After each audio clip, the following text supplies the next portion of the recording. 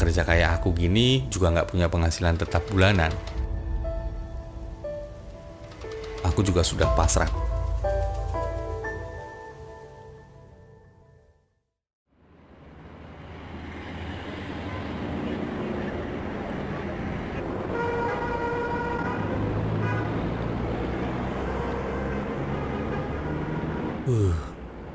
Istirahat dulu ah. Lumayan, pagi-pagi sudah dapat tarikan banyak nih.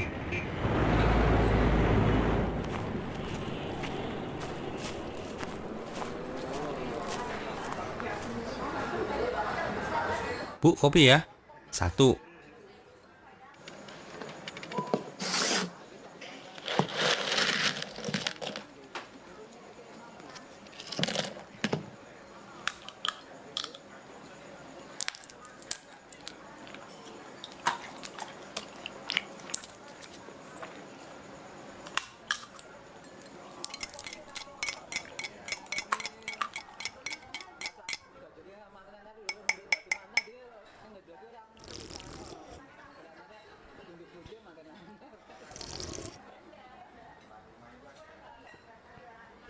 Nyantai dulu ah, rebahan.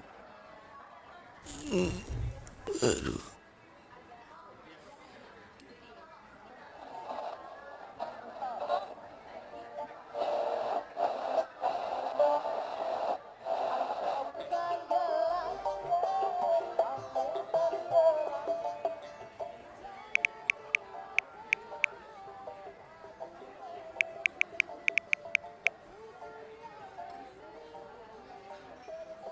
Hehe.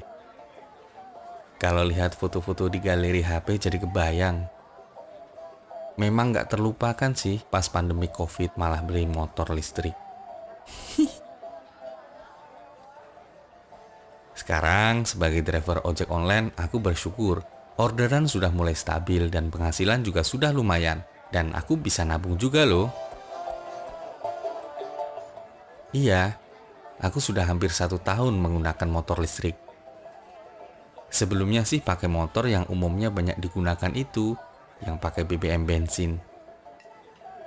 Niatku untuk ganti motor listrik memang sudah bulat. Apalagi pas pandemi COVID-19. Orderanku sepi karena pemberlakuan pembatasan mobilitas. Kondisi kayak gitu ngaruh sama pendapatanku. Lah mau jalan gak ada duit buat beli bensin. Pekerja kayak aku gini juga gak punya penghasilan tetap bulanan.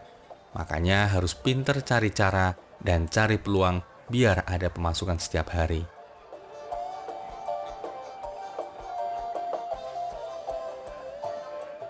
Kalau diingat-ingat lagi waktu itu aku juga sudah pasrah banget. Nggak tahu harus bagaimana. Aku sampai bingung dan frustasi sama keadaan. Akhirnya tekadku bulat menjual motor lama dan memilih membeli motor listrik dengan kredit. Uang hasil penjualan motor kupakai untuk kebutuhan sehari-hari dan sisanya untuk pengajuan kredit. Biar anak istri bisa tetap makan, aku juga masih bisa narik. Gak taunya mungkin jalan Tuhan ya, DP motor listrik bisa 0% guys. Wah, aku kiranya setengah mati waktu itu. Iya, awalnya sih ragu tapi memang penasaran.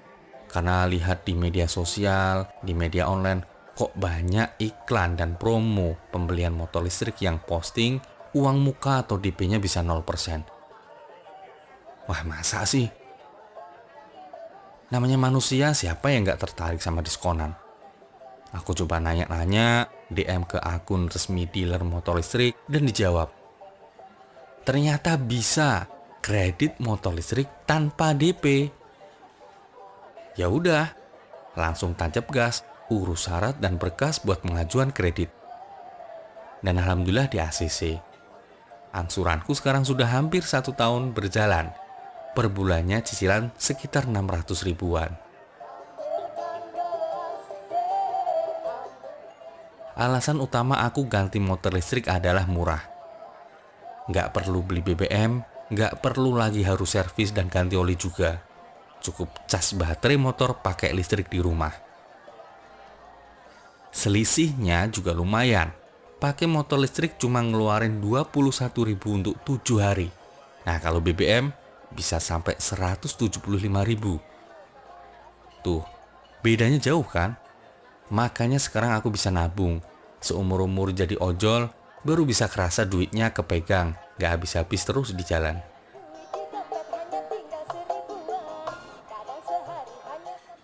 Selain hemat, motor listrik juga ramah lingkungan loh, karena minim emisi karbon. Nggak ada knalpot yang ngeluarin asap dan nggak bising. Ya, gini-gini sebagai ojol aku tambah tahu, ternyata langkahku sudah benar. Aku juga makin tahu kebermanfaatan motor listrik dari baca-baca referensi di media sosial dan nonton berita. Hitung-hitung, ini sebagai langkah. Ini sebagai jalan ikhtiar kecilku mengatasi perubahan iklim dan menjaga bumi supaya menjadi lebih baik. Karena seiring berjalannya waktu, aku tersadarkan akan hal itu. Jadi saat ini aku merasa hidup lebih mencintai lingkungan dan memikirkan bagaimana caranya biar bumi bisa terus ada dan tidak rusak karena perubahan iklim dan ulah manusia.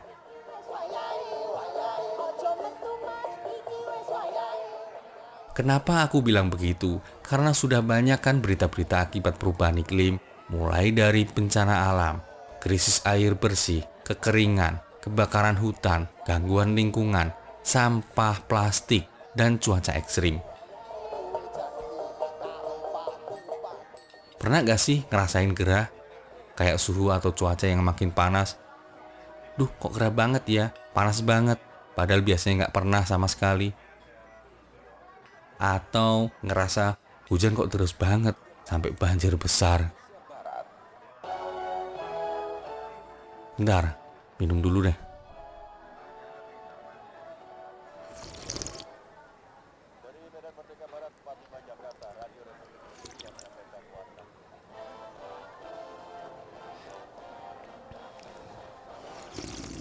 Aktivitas perdagangan di pasar tradisional Buduran, Sidoarjo terhenti karena kios pedagang terendam banjir akibat perubahan alih fungsi lahan. Kondisi ini juga membuat 3 desa di Kecamatan Gondang, Kabupaten Mojokerto rawan mengalami bencana tanah longsor khususnya di musim penghujan. Informasinya berikut disampaikan oleh Andri Santoso. Di sana ada perubahan alih fungsi lahan itu yang beratus satu hektar. Nah tuh, baru aja diomongin malah muncul beritanya. Iya, itu semua adalah dampak nyata dari perubahan iklim. Nggak cuma merusak lingkungan, juga memengaruhi ekonomi juga ternyata. Hubungannya begini, kalau ada banyak bencana, pasti perekonomian suatu negara bisa goyah atau bergejolak. Nah, karena dampak yang muncul dari perubahan iklim ini tidak hanya memakan korban jiwa, tapi juga harta. Sederhananya gini, kalau terjadi kerusakan akibat bencana, pemerintah pasti memberikan dana subsidi untuk menopang aktivitas ekonomi dan bantuan sosial buat masyarakat yang terdampak bencana. Masa pemerintah diam saja? Kan nggak mungkin. Nih aku bacain dari laman CNBC. Dari laporan Bappenas tahun 2021 disebutkan bahwa kerugian ekonomi Indonesia akibat cuaca ekstrim dampak dari perubahan iklim tadi sudah mencapai 100 triliun per tahun. Tuh guys, biaya tersebut akan terus-menerus naik seiring dengan makin ekstrimnya cuaca di masa depan. Wah, jadi masalah serius kan? Kondisi kayak gitu bisa mengganggu stabilitas moneter dan sistem keuangan negara manapun di dunia, termasuk di Indonesia loh. Stabilitas moneter itu berhubungan sama nilai mata uang. Kalau di Indonesia mata uangnya kan rupiah.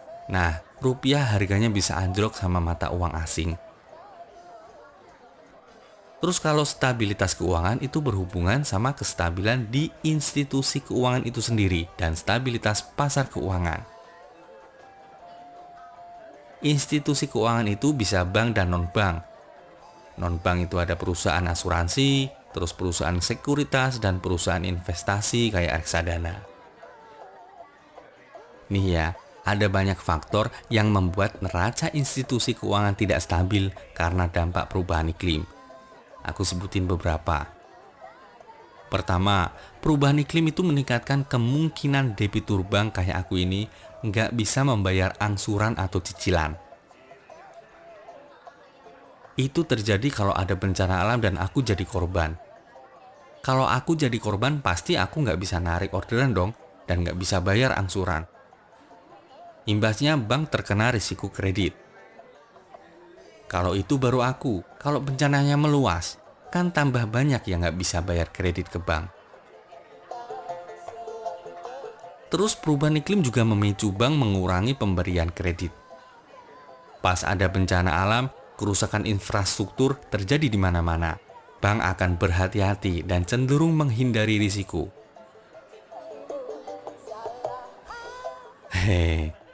Gini-gini meskipun sebagai ojol, aku juga rajin baca-baca informasi begituan loh. Makanya aku jadi paham. Biar kalau ada yang tanya, bisa aku kasih informasi yang benar jadi nggak hoax. Berita dan data kayak gitu selalu aku screenshot, aku simpan di HP.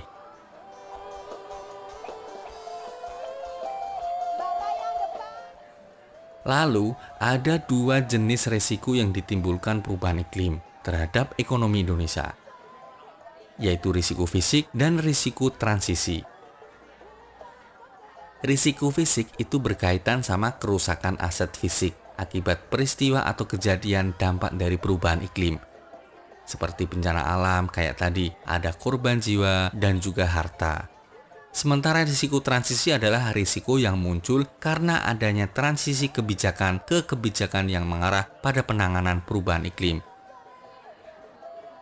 Misalnya nih, pemerintah memutuskan untuk mengganti energi fosil ke energi baru terbarukan.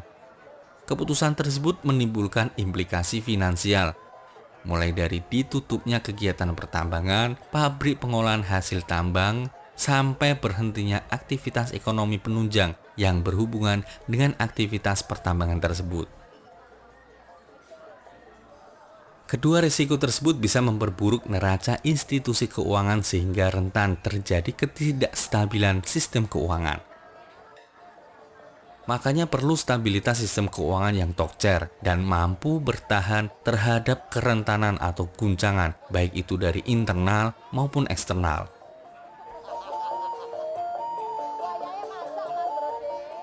Menghadapi dampak perubahan iklim pada stabilitas sistem keuangan, mitigasi risiko harus dilakukan oleh semua pihak. Salah satunya dilakukan Bank Indonesia dalam menjaga stabilitas sistem keuangan dengan mengeluarkan kebijakan yang bernama makroprudensial.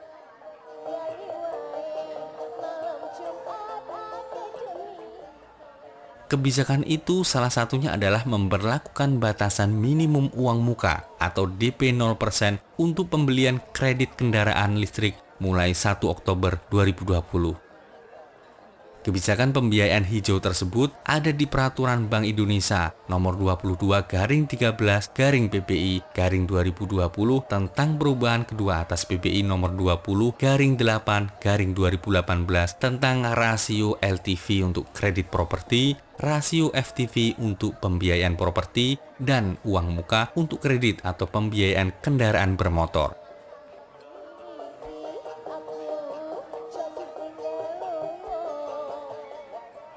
Nih, aku juga masih nyimpan rekamannya Gubernur BI, Pak Peri Warjio dari YouTube resminya Bank Indonesia.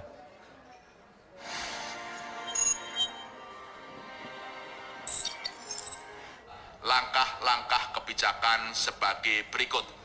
Pertama, melanjutkan kebijakan stabilisasi nilai tukar rupiah agar sejalan dengan fundamental dan mekanisme pasar. Kedua, memperkuat strategi operasi moneter guna meningkatkan transmisi stand kebijakan moneter yang akomodatif yang ditempuh Bank Indonesia. Ketiga, menurunkan batasan minimum uang muka atau down payment dari kisaran 5-10% menjadi 0% dalam pemberian kredit atau pembiayaan kendaraan bermotor atau KKB-PKB untuk pembelian kendaraan bermotor berwawasan lingkungan dengan tetap memerhatikan prinsip kehati-hatian berlaku efektif 1 Oktober 2020. Keempat, memperkuat sinergi Iya kan? bersama perbankan, fintech, pemerintah, serta otoritas terkait. Indonesia itu serius loh mengatasi perubahan iklim karena sudah menandatangani perjanjian Paris tahun 2016 untuk sepakat bersama-sama menurunkan emisi karbon dan suhu 2 derajat di bumi.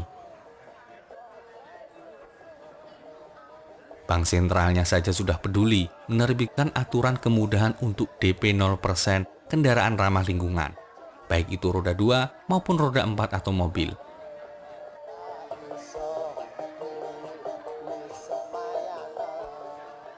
Aku menjadi saksi, kebijakan tersebut cukup menjadi penolong saat masa sulit dan menjadi penerang bahwa ini loh bentuk keseriusan pemerintah untuk perubahan iklim dari sisi ekonomi lewat kebijakan makroprudensial. Karena banyak juga teman-teman ojol yang terbantu dengan DP 0% untuk kredit motor listrik kayak aku ini.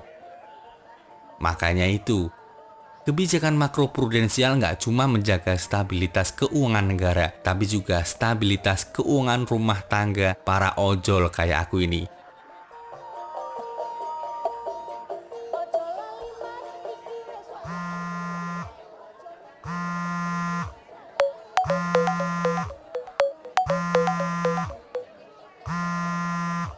Waduh, ada orderan lagi nih.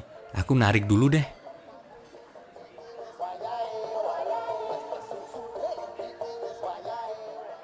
Iya, Bu. Iya, ini ke sana, Bu. Sesuai aplikasi, Bu. Ya, ya.